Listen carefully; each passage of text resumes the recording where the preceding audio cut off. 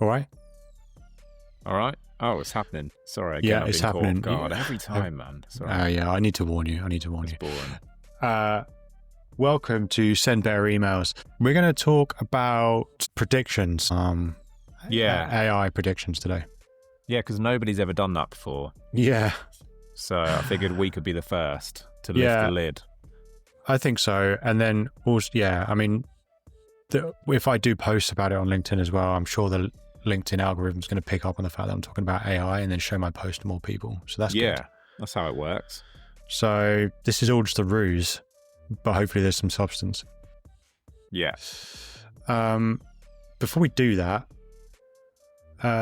what's going on with you? You're going away this week, are you? Yeah, I'm going to Wales. And by the time this is out, I'll probably be back from Wales. Okay. Hopefully, how was it? Hopefully I've survived. Oh, it was so good. Yeah? You know, achy. We walked a lot. Okay. The weather wasn't always great, but it was great. Okay. Where'd you walk? Snowdon? Probably, yes. Okay. Probably did Snowdon. Probably went on a zip line.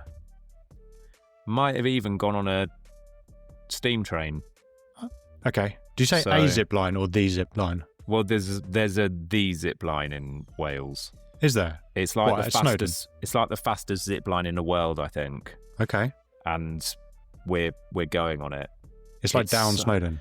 It is so expensive, Joe. No, it's not down Snowdon. No. Oh, I don't know where it is. It's in and around like the national park in which Snowdon sits. Okay. Dude, it's like 300 quid for 4 people to go on this zip line. So it better be good. Better be fast. I mean, sorry, it was good. It was so good. It was. It was worth every penny. How fast did it go? It went so fast that I could feel my chops like flapping about in the wind. Flapping about. Okay, nice. Yeah. Okay, so it was 300. It was 300 quid for 4 people. You're going with your girlfriend. Yeah. Not just my girlfriend though. No, I assume with 2 other people because you pay for their zip lining as well. Yeah. I'm not included in those 2 other people. No. I didn't get an invite to the fastest zip line in the world whenever either. you and I hang out, you always want to talk about emails. It's just so boring. So I thought it'd be nice just to have a week and not have to think about sending better emails. On my bucket list is to experience the fastest zip line in the world, and money is no object for that experience. Yeah. I guess I'll find another time to do that. Yeah. We're going with my girlfriend's brother. Okay. And his boyfriend. And then my girlfriend's dad is also coming, but he's not going on a zip line. He's not going on this. No. He is a bit of an adrenaline junkie though. But he is actually, yeah. He did recently do the slide in Stratford, you know, the Olympic Park one. Yeah. So he did recently do that. Did he survive it unscathed? Yeah. I mean, yeah, he's he did well. So but you have to book this zip line in packages of 4. So numerically it would have been awkward, and like he was the obvious one to not do it. And my dog's also coming, and she's also not going on a zip line. Okay, nice. Okay, so I'm glad you had a good time in Wales. Yeah, thanks. Are you doing anything else in Wales or just in general? Yeah. On the way back, we're camping for a couple of nights at Stratford-upon-Avon. Okay. I.e. the birthplace of my biggest newsletter inspiration, William Shakespeare. Did he have a newsletter? Like, he would have done. Yeah. And it would have been so fire. His open rates would have been at least 40%, I reckon. Yeah. Although, potentially ghostwritten. Oh, yeah. Do you subscribe to that theory? Well, I don't know. I just remember seeing a headline years and years ago. Yeah. And then I didn't even read the article. That's what people do anyway. They just read a headline and assume they know the whole story and then spread the word. William Shakespeare was using ChatGPT the whole time. Yeah. That's what I heard. Speaking of AI. Great segue.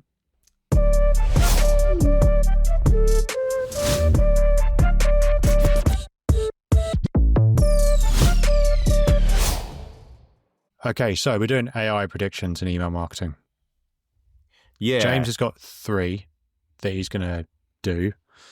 I'm going to react to them. I don't know what they are. God, I'm on the edge of my seat. I hope you are, listener. Oh, it's so exciting. James can barely sit still. What are they going to be? Yeah.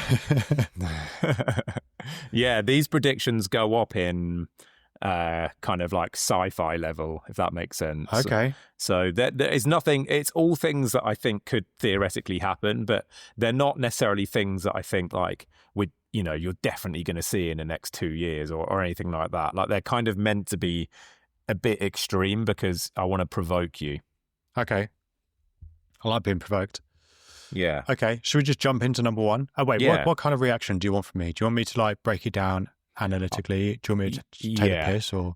No, well, whatever comes to mind for you. Should we do a rating as well? Yeah, I think we just have to do a rating, don't we? So the rating that I want you to give me is going to be based on how realistic you think it is that we'll see that within the next 3 years. Next 3 years. Yeah. So like if it's a 10 out of 10, it means like we're definitely going to see that. We might already be seeing it, like the start of it now. Yeah. If it's like a 1 out of 10, it's like no chance. Yeah. I will say 3 years is a very long time in the AI world. All right, let's say year. Yeah, okay. Let's say year. Okay, so you give me the prediction, I break it down, and then I analyze it after breaking it down.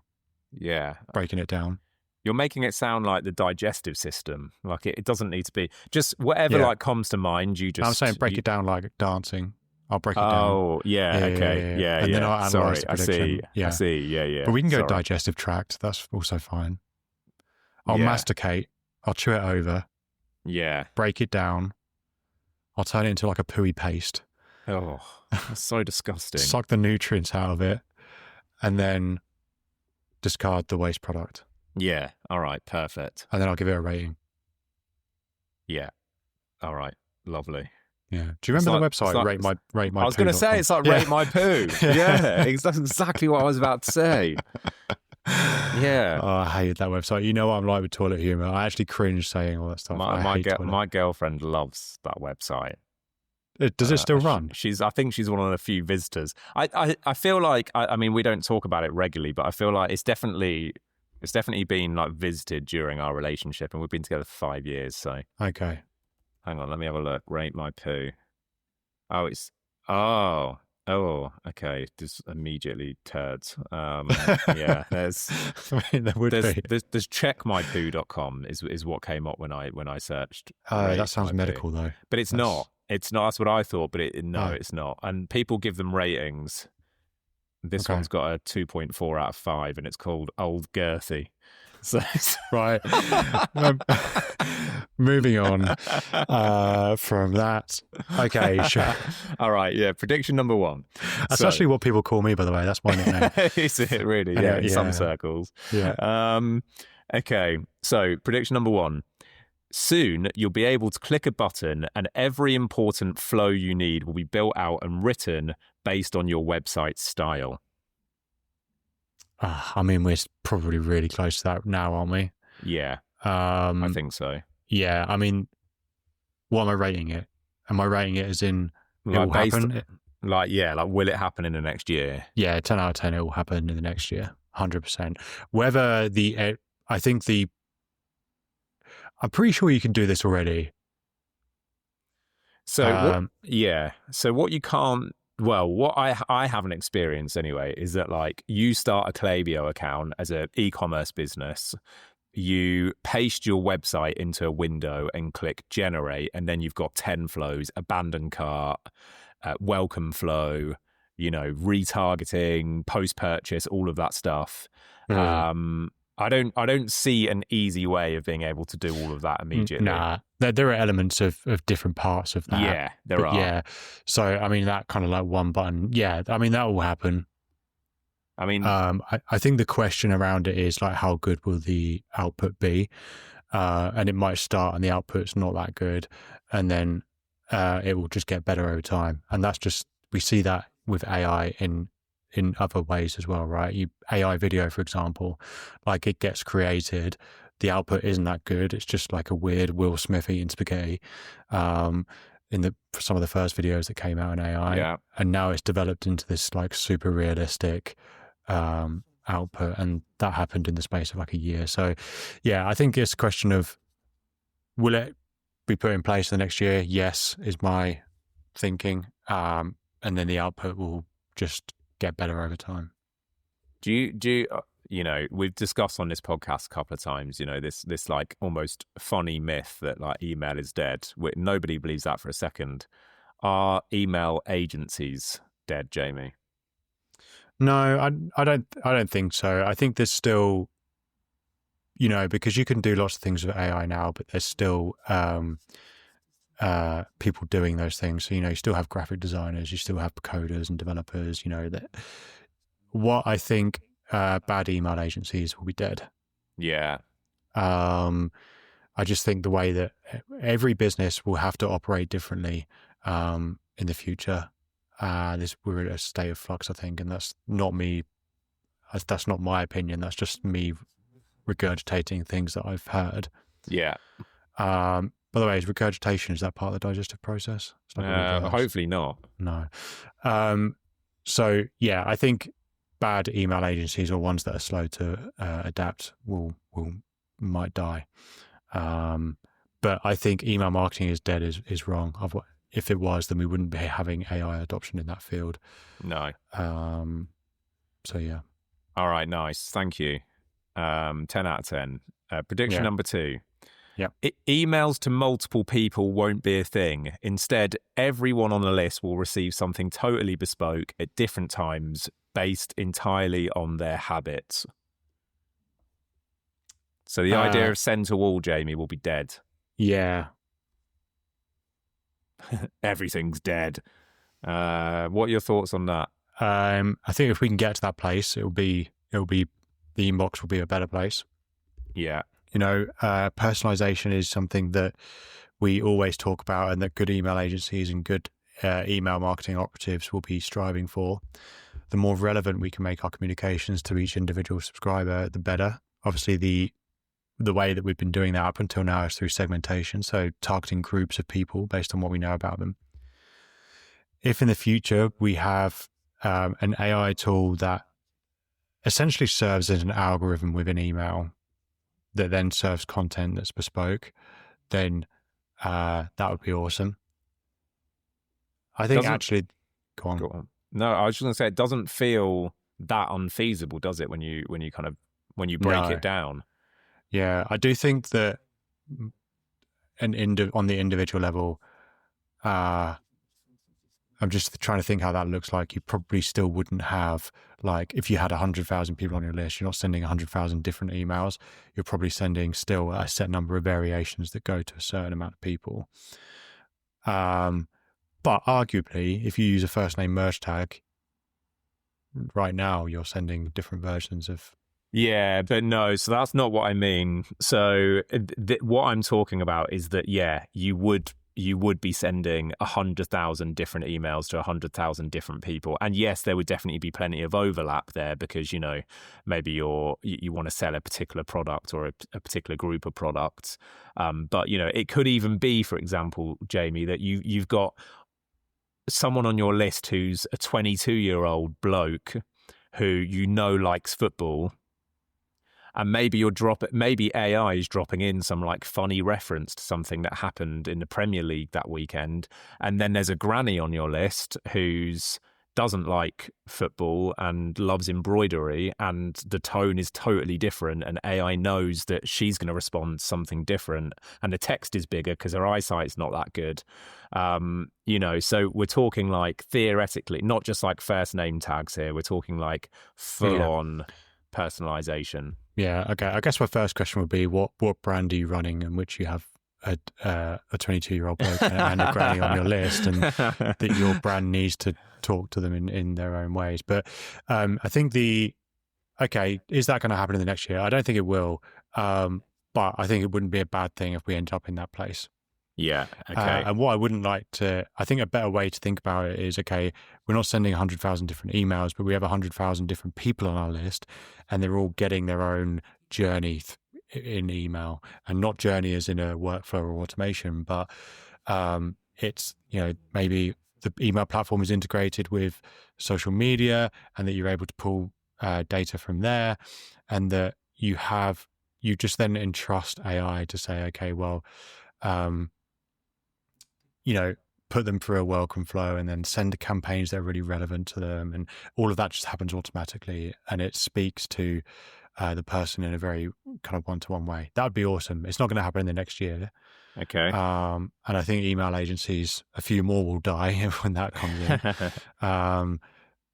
But yeah, I like that idea. Yeah, here's the thing, right? AI can theoretically do all of that stuff, right? So the first and second questions actually aren't that too far apart, are they? Like if you can click a button that can build every flow and kind of make it interesting and relevant, you're probably not that much of a stretch away from also making them like totally personalized. The email science of email marketing, I think, is going to be very easy for anyone to access because of AI. But here's what AI won't be able to access: what you had for dinner last night.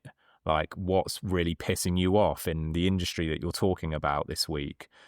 Those things, your opinions, your lived experiences can't be replaced by AI. And I think like whenever we talk about sending better emails, we're talking about being more human and like incorporating more of your lived experience into the way that you speak to your subscribers. And like, sure, one day you're probably going to be able to click a button and send like personalized campaigns out to everyone, but they're still going to be a bit generic and shit because like they're not going to be linked to like the lived human experience. Yeah. So, also, QA would be a nightmare because what we're not talking about in that instance. We're not talking about send 100,000 emails to these 100,000 people right now, but each one gets their own version. What we'd say is, okay, well, there's John, and here's how he likes to consume content and all of his background, and he gets his own journey and he campaigns that get sent on the frequency that's good for him at a time and a day that's good for him with content that's good for him. And then we have Dave, and then we have I can't think of a woman's name, Madeline, and then we have Naomi, and then we have all these. Everyone has their own set journey, and they're getting campaigns that suits them at a time that suits them. So it's not even as if, okay, there's 100,000 going out now and they're all tailored. It's everyone is having their own campaigns receive at own time. That's a bit more complicated, but yeah, QA would be a nightmare because how do you even check that the design is right, that the copy can be approved, and all of that stuff with that sheer amount of variety? Yeah, but that's kind of I think that I do agree with you, but that opinion is very much based on what AI is now, which is that like it's something that needs QAing because it hallucinates and because it, sometimes comes up with really goofy designs. But I do think there's a world in which that's just not even a consideration. Like it's just better than humans when it comes to like accuracy and, like making sure everything looks the same. Like, yeah, I don't know. That's a trust thing, isn't it? I would challenge that. I think that if you're someone who, there will always be amendments and there will always be edits and there will always be, that's not quite right. Even if objectively what AI has written is perfect, as soon as a human puts their eyes on it, their imperfect eyes on it, they're going to want to have edits because of their own lived experience, right? Yes. Oh, for sure. They might want to edit, but I'm saying I don't think they'll necessarily need to edit in order to, like, I don't think you're going to be landed. I think there's definitely a world in which AI is good enough that like it's not going to land you in some sort of like media storm because you've accidentally sent like fuck off everyone. Like, like I feel like it's going to reach a standard where like QA is a nice to have, but not a need to have. Whereas at the moment it is a need to have. Okay. I don't know.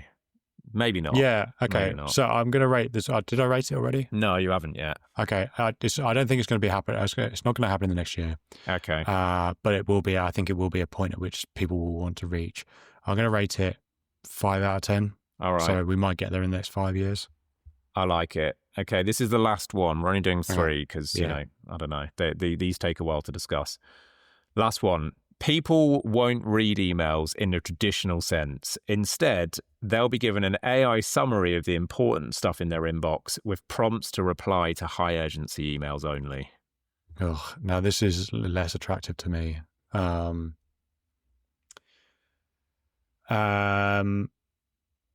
mean, this is already kind of happening. We get AI overviews to conversation threads on Gmail. Yeah. It will probably happen in the next year. Emails are already being sorted into tabs. We already have smart replies. So that we already have a lot of assistance from AI when it comes to our inbox. So I think going that much further is not that far away. I do think it would be a shame for good content when that does happen. Yeah. It's almost, for me, it's almost like saying, okay, well, whenever you download a book on your Kindle from now on, it's going to have an AI overview of the story at the start of it. I think we have to be careful about what we give overviews for and what we don't. So yeah, I would like to see maybe a filter where we say, okay, well, I don't want these to be filtered through and summarized from this sender. I don't know. I'm kind of just thinking on the spot here. Yeah. But I don't like the thought of this one as much. Yeah, I feel like you're very much coming at, and this isn't a criticism, by the way, you're very much coming at this question from like, this is what I would want to happen, rather than like, this is what I think will happen. Okay. Is that a fair observation on my part? It's probably a criticism as well. No. It's just an interesting psychological thing that you've done there, where it's like, it's almost like this one I feel like has struck fear into you, unlike others. Yeah. I don't know. I think this one's deeper for me, actually. Oh, you're scared? Yeah, I am scared, yeah. I'm scared. Are you going to cry? I think that, no. Get lost. No, I think this one is a bit more philosophical for me, because it's like, okay, how people consume content in the future. And how content is consumed and the psychology that goes with that. So I think, yes, I think it will happen. I think we're probably heading in that direction. I'll give this one, I don't know, like 9 out of 10, because it will come in the next year. He's gone for it. He's gone for it. I think we're talking about a like AI overview stroke AI virtual assistant hybrid here in the inbox, right? Yeah, agreed. Actually, okay, if I put a different spin on this where I stop crying and I'm not scared, maybe that system could be used to reward good content. Yes, Jamie, that's what I was about to say. Yes, okay, exactly. I agree. I'm not scared anymore. I've tried. Elaborate on that point more. Oh, that was all I had. Oh, okay, sure. No, I think if we so AI overviews on Google, I think have got much better recently, and I found them really, really helpful, because I don't have to spend time going through poor websites or bad content in order to find the answer that I wanted to a question. And so if we think about that we are using this tool in an inbox, hypothetically, where we're distilling content into a pure form, maybe, and it's the AI is smart enough that it can determine good content from bad content, and it only shows us what is good. I didn't really elaborate on that there. I just said more words. No. Like when I did like a GCSE essay and I didn't quite hit the word count, I just started using. You just start rephrasing everything. Yeah. No, I think you're right. Like, whenever I'm thinking about AI and what it might do, what it might end up doing, I always start with the question, like, what is the best possible version of this? So, like, if you take an AI tool that can build apps, like, the kind of logical conclusion is that at some point a piece of software will come out where I can just type, I want to create Duolingo but for history, and it will create this app that I can then put on the App Store and sell. When it comes to the logical conclusion for like AI in the inbox, I think it's not like chopping out all of the good stuff so that you're left with some like boring summary. Instead, it's like you really enjoy emails that get sent by this person or this sender. So rather than burying it down at the bottom, I'm going to put like a big arrow that points to this and keep it at the top of your inbox because I know you always read this email. Do you know what I mean? Like secret knowledge comes into your inbox. Well, we're not going to order this chronologically. It doesn't matter that 10 more emails have come into your inbox. This is going to stay at the top or near the top because your grandma, secret knowledge, and your boss at work are always the emails that you open every week. So I actually think it's going to reward good senders. Yeah, actually, I like that. I've done a 360 here, or no, like you've done a 180. A 180, yeah. Not 360 on my. You just gone back to the same place. Yeah, I've done a 180 here. I think it's because if we think about the promotions tab, maybe it could say, okay, well, things don't go in the promotions tab that we care about anymore accidentally. Because we've had that before, right? You run Lazy FPL, the fantasy football newsletter, which ends up in promotions tab. And then like it's like, okay, well, whitelist us and then add us to your contacts and then do all this. And then you'll probably end up at the main, all that stuff. Actually, could we just have a better system that filters content in a more meaningful way? And maybe there's like, okay, well, there's this brand and they are an e-commerce brand and they send quite a lot of promotional emails, which normally end up in the promotions folder.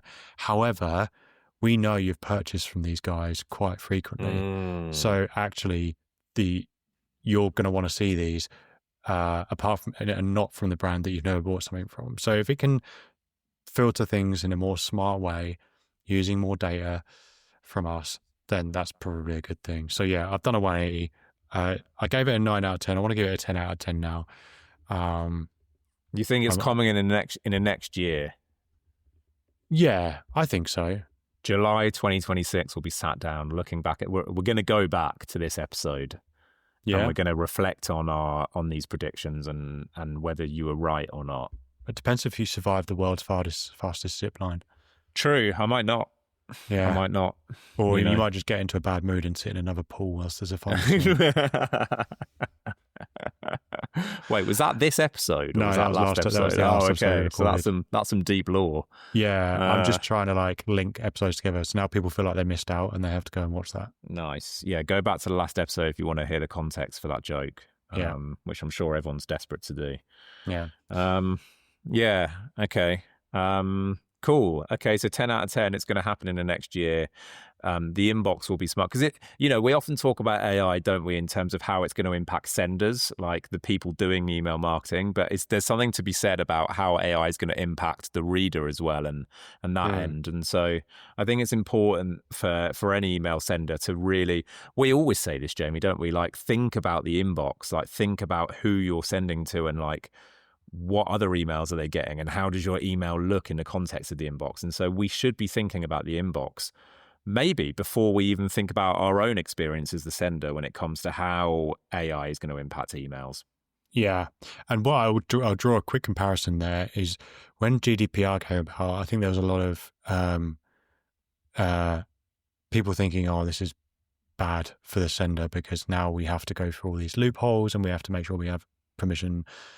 But it was a good thing for good email senders. Yeah. And it was a good thing for the inbox. And maybe just viewing it this potential hypothetical AI evolution as that, some people will get annoyed by it, but the people that are getting annoyed by it are probably bad senders.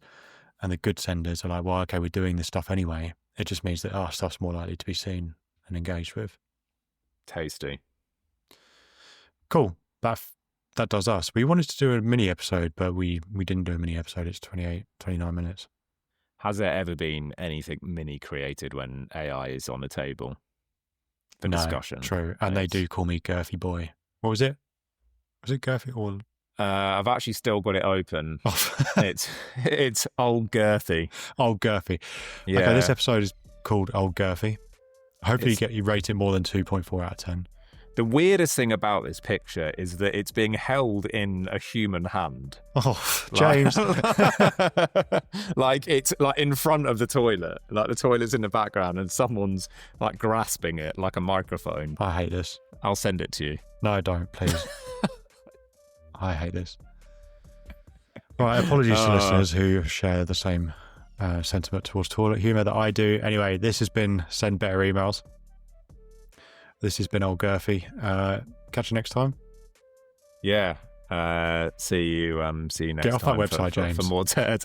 I'm sending you a screenshot right now. Oh, for God's sake. All right, see you later, everyone. All right, bye.